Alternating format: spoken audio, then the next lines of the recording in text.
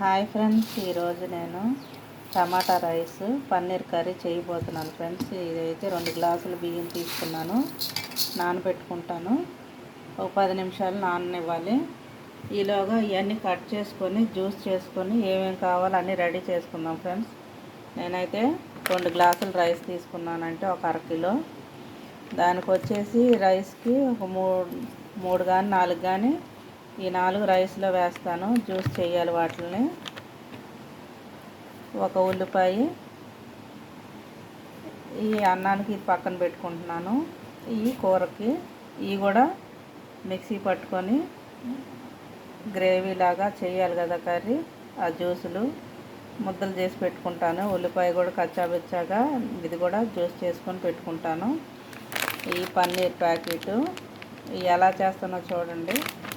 ఆకు కూడా ఒలుచుకొని తాలింపుకి, అంటే బిర్యానీలా కాదు, టమాటా రైస్ అంటే అది కూడా పలావ్ లాగే ఉంటుంది, కానీ చాలా బాగుంటుంది. 2 విధాలుగా చేసుకోవచ్చు టమాటా రైస్. నేనైతే పలావ్ టైప్లో ఉండి టమాటా రైస్ చేస్తున్నాను, చాలా బాగుంటుంది. మీరు కూడా చేసుకొని తినండి. నేను ఎలా చేస్తున్నానో చూపిస్తాను చూడండి. ఈలోగా ఇవన్నీ నానబెట్టుకొని కట్ చేసుకుంటాను.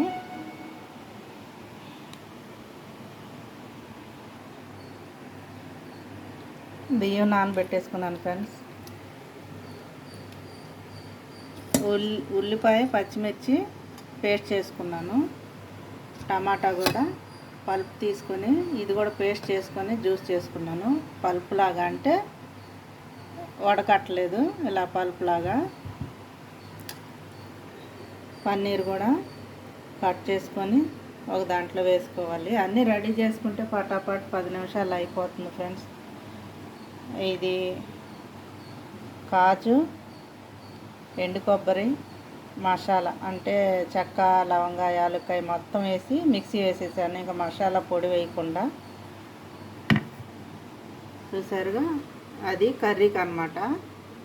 ఇది వచ్చేసి రైస్కి ఒక ఉల్లిపాయ కట్ చేసుకున్నాను, పుదీనా, కొత్తిమీర. ఇది వచ్చేసి కర్రీకి గ్రేవీ లాగా ఉండాలి కదా, అందుకని ఈ ప్యూరీలో కొంచెం రైస్లో వేస్తాను, కొంచెం కర్రీలో వేస్తాను. ఒక 4 టమాటాస్ అయితే రైస్కి పడుతున్నాయి, ఎందుకంటే గ్లాసుకి 2 చొప్పున తీసుకున్నాను. ఎక్కువన్నా వేసుకోవచ్చు, కానీ టమాటా ఎక్కువైతే తీయగా పుల్లగా ఉంటుంది. అందుకని కొంచెం ఘాటుగా తినేవాళ్ళు, కారం తక్కువ తినేవాళ్ళు ఉంటారు. ఘాటుగా తింటాం కాబట్టి మేము కొంచెం తీపి తగ్గించాను టమాటా. లేదంటే ఈ మొత్తం అరకిలోకి సరిపోతుంది. నేనైతే కొంచెం కర్రీకి ఉంచుకుంటాను. ఇంతేనండి, సింపుల్గా ఎలాగ చేయాలో చూపిస్తాను చూడండి.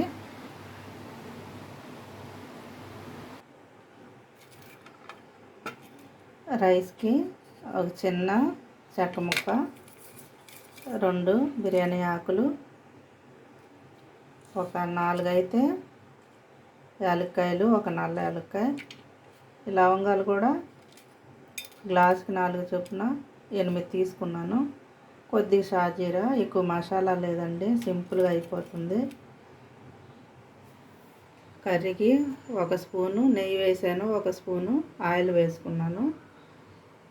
ఇంకా స్టవ్ ముట్టించి వండుతాను. ఈలోగా ఇవన్నీ రెడీ చేసుకున్నాను అన్నమాట. ఇది రైస్కి 2 స్పూన్లు అయితే నెయ్యి వేసాను. నెయ్యి ఉంటే నెయ్యి వాడండి, నెయ్యి లేకపోతే నూనెతో కూడా చేసుకోవచ్చు. నేనైతే నెయ్యి వేసాను. 2 స్పూన్లు అయితే వేసాను నెయ్యి. ఇంకో స్పూను ఆయిల్ వేస్తాను. ఈ గంటతో 1 గంట ఆయిల్ వేస్తున్నాను. Oil 1 spoon. స్టవ్ వెలిగించి ఒక్కొక్కటి వేసేసుకున్నాం. ఎలా చేస్తానో చూడండి. నెయ్యి కరిగింది. ఇప్పుడు పన్నీర్ ముక్కలు వేసేసుకుంటానండి.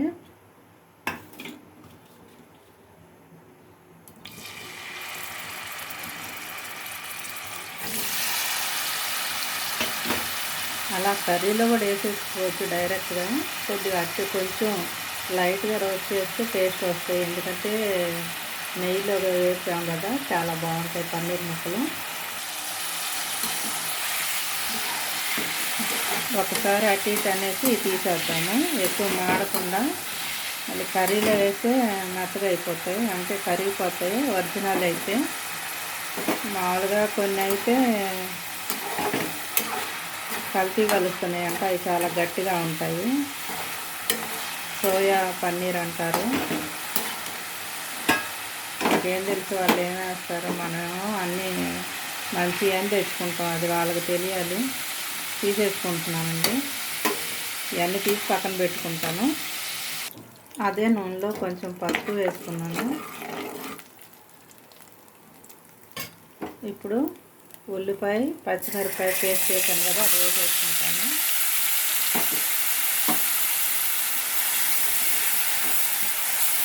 ఇది పచ్చివాసన పోయి నూనె పైకి వచ్చేదాకా కలుపుకోవాలి. ఈలోగా రైస్ కూడా తాలింపు పెట్టేస్తున్నాను. అంటే ఈ చెక్క, లవంగ, యాలక్కాయ, ఈ కొద్దిగా హోల్ గరం మసాలా వేసేస్తున్నాను. ఒకసారి కలుపుకొని ఉల్లిపాయలు పచ్చిమిరపకాయలు వేసేసుకుందాం. ఉల్లిపాయలు కూడా వేసేస్తాను పచ్చిమిరపకాయలతో సహా. ఇది నా స్టైల్లో చేసే టమాటా రైస్ అండి. పెద్దవాళ్ళు చేసేది వేరే స్టైల్లో ఉంటుంది. వాళ్ళు మసాలా ఇవన్నీ వేయరు, అల్లం వెల్లుల్లి పేస్ట్ అని బిర్యానీ టైప్లో చేయరు. తాలింపు గింజలు, ఎండుమిరపకాయలు, కరివేపాకు ఇవన్నీ నూనెలో వేసిన తర్వాత టమాటా ప్యూరీ వేసేసి ఎన్ని గ్లాసులు నీళ్లు పోయాలో అన్ని గ్లాసులు నీళ్లు పోసేసి అత్తేసరి అన్నంలాగా వండేస్తారు. ఆ అన్నంలోకి బంగాళదుంప, బఠానీ కర్రీ కానీ ఇంకేదన్నా నాన్ వెజ్ అయితే చికెన్ కానీ అలా వండేవాళ్ళు. నాకైతే అది నచ్చేది కాదు ఎందుకనో. మసాలా వాసన లేకుండా కూరగాయ పప్పులాగా ఉంటే ఏం తింటాం, ఇంకా కూరగాయలకి అదే స్మెల్, దీనికి అదే స్మెల్ అంటూ ఉండేదాన్ని. అందుకని నాకు నచ్చిన విధంగా నేను చేసుకుంటేనే నాకు నచ్చిద్ది. నేను చేసేదే పిల్లలు కూడా ఇష్టపడతారు.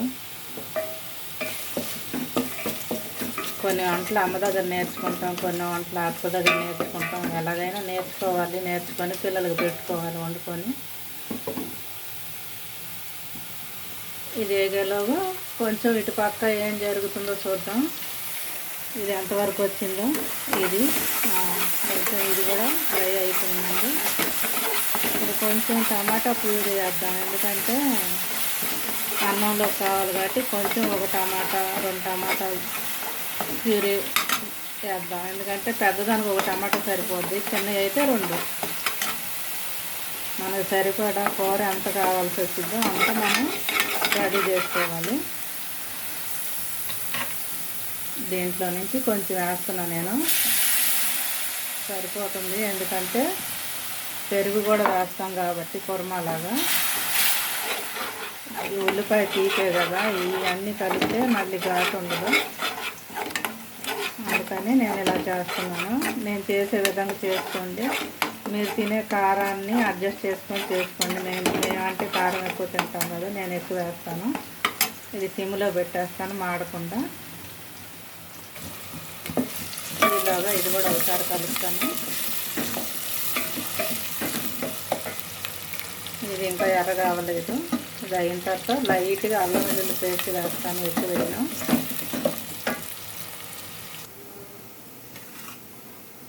ఇప్పుడు పెరుగు ఒక 2 స్పూన్లు కొద్దిగా బీట్ చేసుకొని కర్రీలో వేసుకుందాము.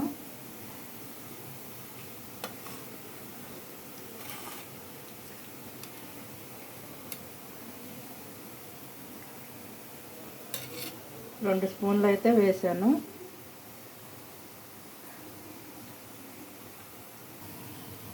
దీన్ని కొంచెం ఒక తిప్పుదాం, ఎందుకంటే మిక్సీ అనుకో బాగా మెత్తగా అవుతుంది ఉండలు లేకుండా.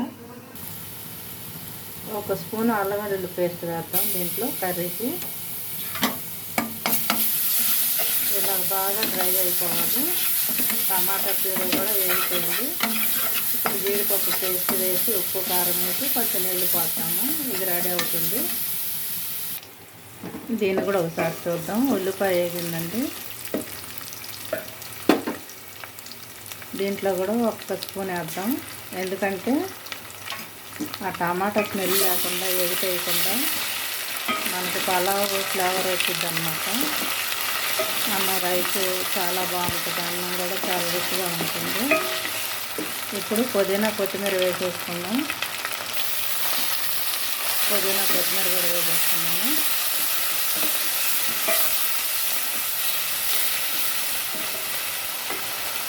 ఇప్పుడు టమాటా ప్యూరీ వేసేసుకున్నాము.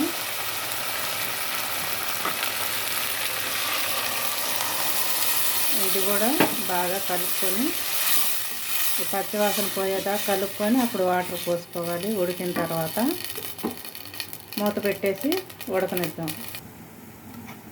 చూసారా ఎలా డ్రై అయిపోయిందో?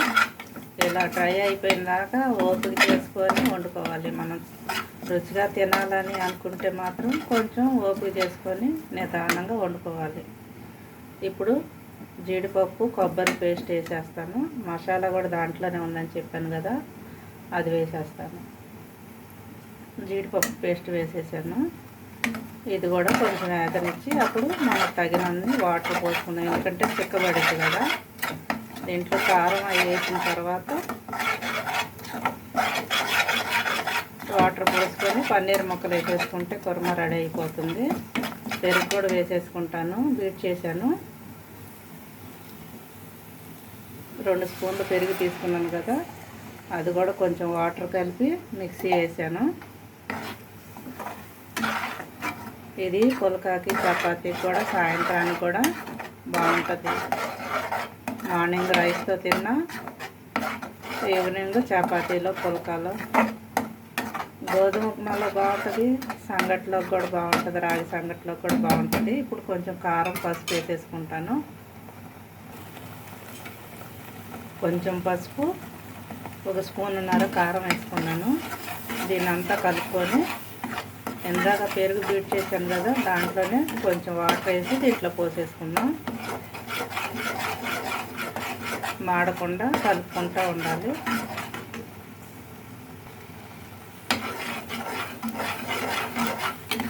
చూసారుగా, ఇంక ఇంతే, ఇదే గ్రేవీ. ఇప్పుడు ఆ వాటర్ పోసేస్తున్నాను. జార్లో నీళ్లు పోసి వాటర్ పోసేసుకున్నాం కదా, ఇంక ఇదే పాయాలాగా చేసుకోవచ్చు. ఇదే సూపు బిర్యానీలో, పుల్కాలో, పలావులో అన్నిట్లోకి బాగుంటుంది. వెజిటేబుల్ సూప్ కూడా చేసుకోవచ్చు. నేను ఉట్టిదే పన్నీర్ కర్రీ కాబట్టి ఇలా చేస్తున్నాను. ఇది మరిగిన తర్వాత పన్నీర్ వేసుకుంటాను. ఇది మరగనిస్తాను మూత పెట్టుకొని. రైస్కి టమాటా ఎంతవరకు వచ్చిందో చూద్దాం. ఇది కూడా నూనె పైకి వచ్చింది చూసారా, ఇంక ఇది అయిపోయింది. ఇలా ఉడకనిచ్చిన తర్వాత 2 గ్లాసుల బియ్యానికి 4 గ్లాసులు నీళ్లు పోసుకోవాలి.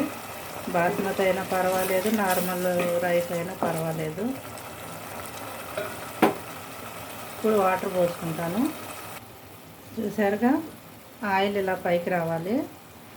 అలాగే వేసేసామంటే పచ్చివాసన వచ్చి అన్నం అంతా అదొక వాసన వచ్చింది. నాకు తెలుసు కాబట్టి నేను చెప్తున్నాను. తెలియని వాళ్ళు నేర్చుకొని చక్కగా వండుకొని తినండి. అయిపోయింది ఇది. ఇప్పుడు వాటర్ పోస్తున్నాను. ఈ గ్లాస్తో 2 గ్లాసులు రైస్ అయితే తీసుకున్నాను. దీంతో 4 గ్లాసులు పోసుకోవాలి. ఇది 1 గ్లాసు అయితే 2, నేనైతే 2 గ్లాసులు పోసాను కనుక 4 గ్లాసులు వాటర్ పోస్తాను. వాటర్ అయితే పోసేసుకున్నానండి. ఇప్పుడు అది మరగనిద్దాం. ఈలోగా మూత పెట్టి మరిగిందాక వెయిట్ చేయటమే. ఈలోగా కూర చూస్తాను. పక్కనే వండితే 10 నిమిషాల్లో అయిపోద్ది. కట్ చేసుకోవటమే లేటు, ఉడకటం ఈజీ. ఇదైతే మరిగిపోయింది. ఇప్పుడు దీంట్లో కొత్తిమీర, కొంచెం కస్తూరి మేతి ఉంటే కస్తూరి మేతి కూడా వేసుకోవచ్చు. నూనె చూసారా సైడ్కి వచ్చేసింది. అలాగొస్తే కర్రీ రెడీ అయిపోయినట్టే. కొంచెం కొత్తిమీర జల్లేసుకొని ఇప్పుడు మనం నేతిలో వేయించి పెట్టుకున్నాం కదా పన్నీరు, అవి వేసుకుందాం. నాకు వచ్చినట్టు నేను చేస్తున్నానండి. నేను ఇంట్లో ఎలా చేస్తానో అలా చేస్తున్నాను. మీరు కూడా అలాగే చేసుకోండి. ఈ పన్నీర్ ముక్కలు దాంట్లో వదిలేయటమే. కర్రీ అంతా ఉడికిపోయింది. ఇంకా ఉప్పు, కారం, మసాలా పట్టటమే దీనికి. మరి చిక్కగా ఉంటే బాగోదు, కొంచెం ఇలాగ ఉండాలి. అన్నంలో కలుపుకోవాలి కదా. అయినా ఆపిన తర్వాత ఎలాగో కూర చిక్కపడుతుంది. సిమ్లో పెట్టేద్దాం. ఇప్పుడు ఉడికిపోయింది కాబట్టి సిమ్లో పెట్టి ఒక 2 నిమిషాలు ఉడకనిద్దాం. నీళ్ళు మరిగినాం చూద్దామండి. నీళ్ళు మరిగినాయి. ఇప్పుడు మనం బియ్యం నీళ్లు వంచేసుకొని దీంట్లో వేసేద్దాం. బియ్యం అయితే వేసేసాను. ఒకసారి కలుపుకొని మూత పెట్టేసుకుందాం. నీళ్ళు మరిగినాయి కాబట్టి ఒక 5 నిమిషాలు కూడా పట్టదు, ఉడికిపోతుంది. మూత పెట్టేసుకొని ఉడికిద్దాం. కర్రీ ఎంతవరకు అయిందో చూద్దాం.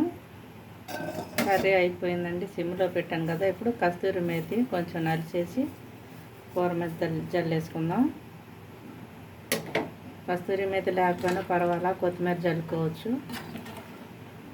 ఇంతేనండి గ్రేవీ పన్నీర్ కర్రీ.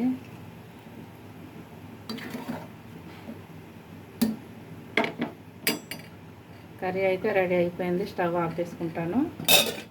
అన్నం మగ్గితే అయిపోయినట్టే. అన్నం మగ్గిన తర్వాత మళ్ళీ చూపిస్తాను. ఒకసారి మూత తీసి చూద్దాం ఎంతవరకు అయిందో.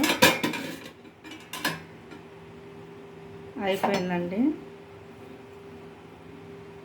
ఇక అంతే. ఈ పైన అన్నీ తీసేస్తే మనకి మళ్ళీ ఈ పైకి వచ్చినవన్నీ ఏరేద్దాం. మళ్ళీ అన్నంలో పక్కన పెట్టుకోవడం ఎందుకు, ముందే తీసేసుకున్నామంటే పిల్లలకు కూడా డిస్టర్బెన్స్ లేకుండా ఉంటాయి. ప్లెయిన్ రైస్ లాగా ఉంటుంది. కొంతమంది పొడి వేస్తారు. పొడి వేస్తే అది ఎక్కువ వేడి చేస్తుంది. ఇలాగనుకో మనం తీసేయచ్చు పక్కకి. అయిపోయింది. ఇంతేనండి వేడి వేడి టమాటా రైస్. బిర్యానీ టైప్లోనే ఉంటుంది, కాకపోతే బిర్యానీ కాదు, పలావ్ కూడా కాదు, కానీ అలా ఉంటుంది. చాలా బాగుంటుంది. మీరు కూడా ట్రై చేయండి. పన్నీర్ కర్రీ, టమాటా రైస్.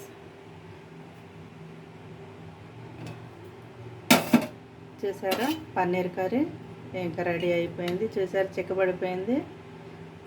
ఇంతే. కొంచెం పెరుగు చట్నీ వేసుకొని రైస్ పెట్టుకొని తింటే చాలా బాగుంటుందండి. మీరు కూడా చేసుకొని తినండి. లైక్ చేయండి, షేర్ చేయండి. నేనైతే భోజనం పెట్టేసుకున్నాను ఫ్రెండ్స్. మీరు ఈరోజు ఏం చేశారో కామెంట్లో పెట్టండి. లైక్ చేయండి, షేర్ చేయండి ఫ్రెండ్స్.